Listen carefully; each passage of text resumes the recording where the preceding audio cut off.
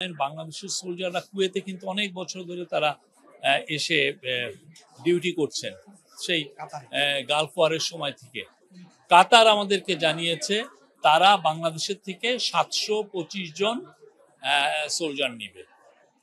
এটা পার্মানেন্টলি প্রতি 3 বছর পর পর এই যে এরা একটা ব্যাচ আসবে 3 বছর, তারপরে আবার এবং আমরা চাচ্ছি যে এই নাম্বারটা যাতে আরো বেড়ে 1600 বা আরো বেশি করা যায়। এবং এটা আমাদেরকে জানিয়েছে আমাদের যে মিলিটারি সেক্রেটারি উনি বললেন। মিলিটারি সেক্রেটারি এসএসএফ এর যিনি প্রধান এখানে, এনারা দুইজন আমাকে সকালে জানলেন। এটা আমাদের জন্য খুবই, কেননা এখানে যে স্যালারিটা একজন সোলজারের স্টার্টিং স্যালারি 2.5-3 লাখের মতো। এটা 2 মাসের মধ্যে আমরা পাঠাতে পারবো আমরা আশা করছি।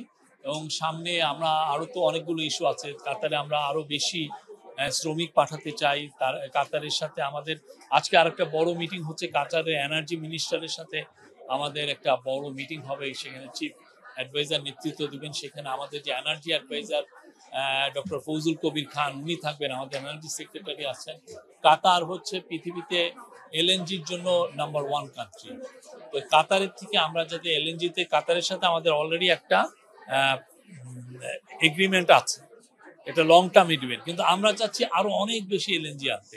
কেন আমরা আনতে চাচ্ছি? বিকজ প্রচুর বিদেশি ইনভেস্টর আমাদেরকে জানাচ্ছে যে তারা বাংলাদেশে ইনভেস্ট করতে চায়। এবং আপনি এনার্জি মিনিস্টার অ্যাডভাইজার আমাকে নিজে বলেছেন যে 600 দেশি কোম্পানি, 600 যারা বাংলাদেশে অলরেডি আছে দেশি এবং মাল্টিনেশনাল, তারাই অলরেডি নতুন গ্যাস পাওয়ার লাইন ধরেছে। তো আমাদেরকে তো এদেরকে গ্যাসটাকে সরবরাহ করতে পারবে। আর আমাদের নিজস্ব যেটা গ্যাস সেটা তো ডিপ্লিটিং, এটা কমে যাচ্ছে, যেটা আমরা ইয়ের থেকে পেতাম আমাদের অনশোর বা অফশোরের এক্সপ্লোরেশন করে। তো আমরা চাচ্ছি যে কাতারের সাথে আমাদের সম্পর্কটা আরো সুদৃঢ় হলে আমরা যদি এলএনজি আরো বেটার প্রাইসে পাই, হোয়াই নট। আমরা এই বিষয়ে কাতারের সাথে আমাদের খুব ভালো হবে। কাতারের কাছে আপনি জানেন পতিত স্বৈরাচার প্রচুর টাকা রেখে গেছিলেন, কয়েকশো মিলিয়ন ডলার কাতারের দেনা তারা দেননি। এবং এতে যেটা হচ্ছে যে কাতারের সাথে এক ধরনের দূরত্ব তৈরি হওয়ার সম্ভাবনা দেখা গিয়েছিল। আমাদের গভর্নমেন্ট এসে পুরো টাকাটা দেওয়ার আমরা মুভ নিয়েছি। এখন বোধহয় 37 মিলিয়ন ডলার আছে। কালকে বা এই সপ্তাহের মধ্যে পুরো টাকাটা পে অফ করা হবে। আগে ডিগনিটারিদের সাথে প্রফেসর ইউনূসের একটা এই যে মিটিং এর সাইড লাইনে একটা মিটিং হয়েছে, যেটা এই সামিটের সাইড লাইনে। ওইখানে উনি কাতারি যারা ডেভেলপমেন্ট, যারা সিনিয়র অফিসিয়াল আছেন, মিনিস্টার আছেন, কাতারের টপ ডিগনিটারি যারা আছেন তাদের সাথে কথা হচ্ছে। এবং বিদেশে থেকে অনেকে আসছেন, অনেকে মিনিস্টার আসছেন, যারা ডিগনিটারি এখানে আসেন তাদের সাথে ওনার একটা প্রথম দিকে একটা মিটিং হয়ে গেছে, যেটা ছবি আপনারা দেখেছেন যে আমরা শেয়ার করেছি। তারপরে 9টার পরে যেটা হয়েছে যে সামিটটা শুরু হয়েছে। সামিটে খুব ওপেনিং সেশনেই প্রফেসর ইউনূসের একটা বড় বক্তৃতা ছিল। উনি 20 মিনিট, 3 জন ওপেনিং সেশনে মূলত বক্তব্য করেছেন 4 জন। কাতারের একজন মিনিস্টার, কাতারের যে আমিরের বোন শাইখা হিন্দ বিনত হামাদ আল থানি, উনি খুব ইনফ্লুয়েন্সিয়াল। উনি কথা বলেছেন। উনি কাতার ফাউন্ডেশনের প্রধান। তো উনি কথা বলছেন। আর বাইরের থেকে কথা বলেছেন আমাদের chief adviser professor Mohammad Yunus. এবং আপনি জানেন ব্রিটিশ অ্যাক্টর, খুব নামকরা অভিনেতা ইদ্রিস আলবা।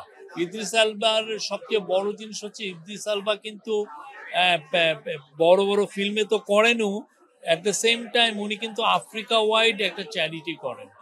এই চ্যারিটিটা খুব নাম করা একটা চ্যারিটি। তো ইদ্রিস আলবার সাথে একটা কোশ্চেন অ্যান্সার সেশন হয়েছে। আর প্রফেসর ইউনূস 20 মিনিটের একটা বক্তব্য দিয়েছেন। ওনার বক্তব্যের মূল বিষয়বস্তু ছিল যে কিভাবে মাইক্রো ক্রেডিট এবং সোশ্যাল বিজনেস কিভাবে মানুষের জীবনকে ট্রান্সফর্ম করে, সেটা বাংলাদেশেই হোক আমেরিকাই হোক, এই পুরো বিষয়টা উনি তুলে ধরেছেন।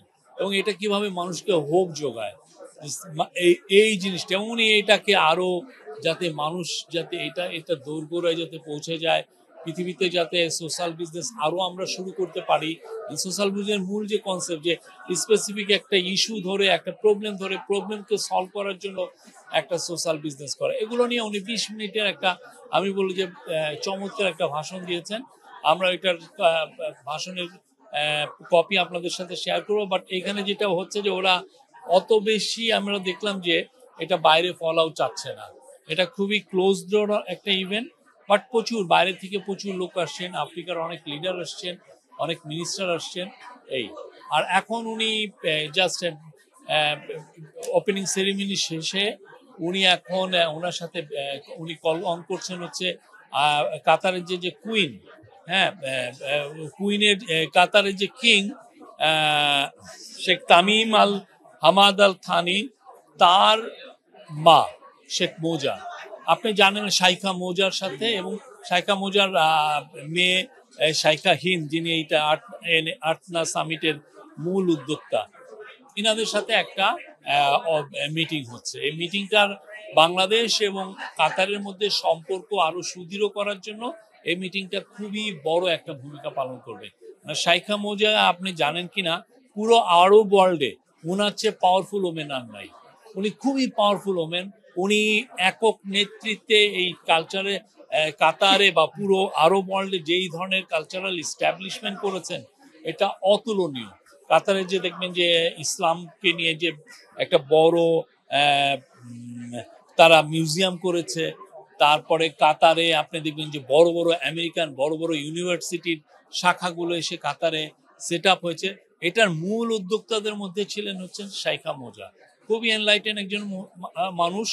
পুরো আরব ওয়ার্ল্ড তাকে রিভিয়ার করে, খুব তাকে সম্মান করেন। তো আজকের এই মিটিংটা আমরা মনে করছি যে কাতার আর বাংলাদেশের মধ্যে যে দ্বিপাক্ষিক যে ইস্যুগুলো আছে, যেগুলো নিয়ে আমরা বলছি, সেটা নিয়ে আমরা অনেক অনেক আরো এটা উত্তরোত্তর আরো সামনের দিকে আরো আমাদের বৃদ্ধি পাবে, এবং এটা আমাদের, আমি মনে করবো যে আমাদের